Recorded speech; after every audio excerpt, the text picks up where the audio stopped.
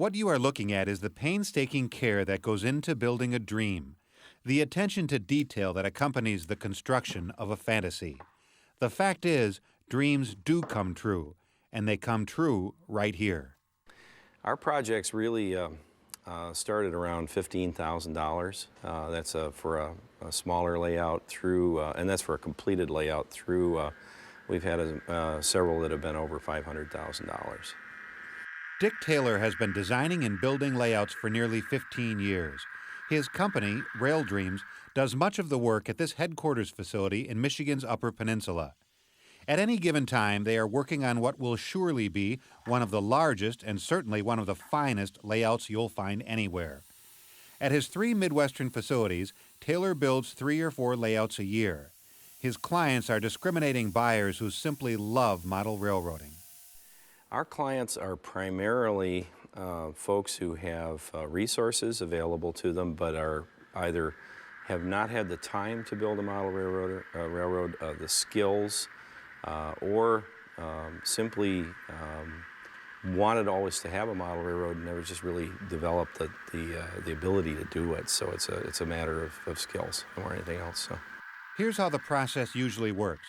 You tell Dick how much space you have, what gauge you want, and whether you want to model a specific prototype. You fill out an online questionnaire and you give him an idea of your budget.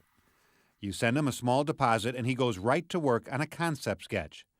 Next, there might be a computer-assisted design plan, as well as an electrical and block plan. Now comes the construction phase. Here he builds the bench work, rough scenery, and electrical work. Next comes the scenery phase. Just like the other steps, you can go as far as you'd like. Everything is spelled out in a contract, and you control the costs. This master model railroader and his team of experts have done it all. I'd still say it follows the industry stats pretty effectively, which is that we currently have about 80% of our clients are HO clients, the home users, and then after that it would be high rail, and then N scale after that. So I'd have to say that high rail, being O gauge as we call it, or Lionel trains, is a second large part of our business. But most of our layouts for ease of transport, and also because most Americans are not, even though they think they're always going to be in that house forever, very few of them are. So all of the layouts are designed to be transportable and modifiable so that they can be added to, changed in configuration, and so on. There's been very few of the layouts that we've moved that we've actually had to totally redesign and not use any element of them. Most of the time we can use parts of them in a new setting as well.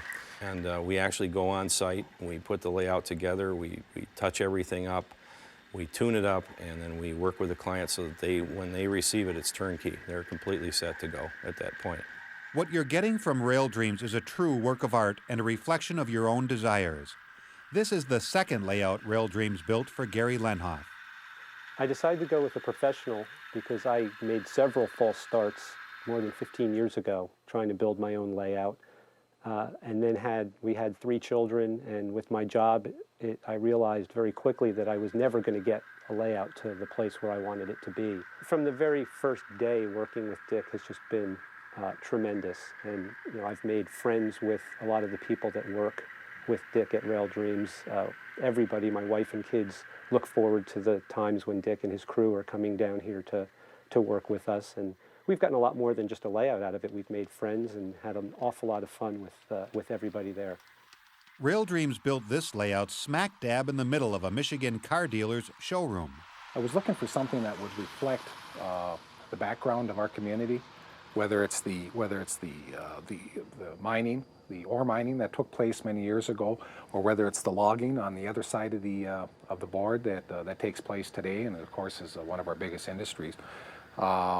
It just, and even the farming that took place in this community many years ago. I wanted a flavor of the Upper Peninsula, and I think Dick did a good job of touching on that. I've been a model railroader literally since I was 4. I had 2 uncles, both of whom were railroaders. I grew up in the cabs of steam engines and diesels, and just loved model railroading. And in spite of the fact that I went to school to study to be a naturalist and everything else, I just have always loved model railroading. I had the largest N-scale model railroad in the United States at one time. It was featured in the Kalmbach first primer that they put out on N-scale.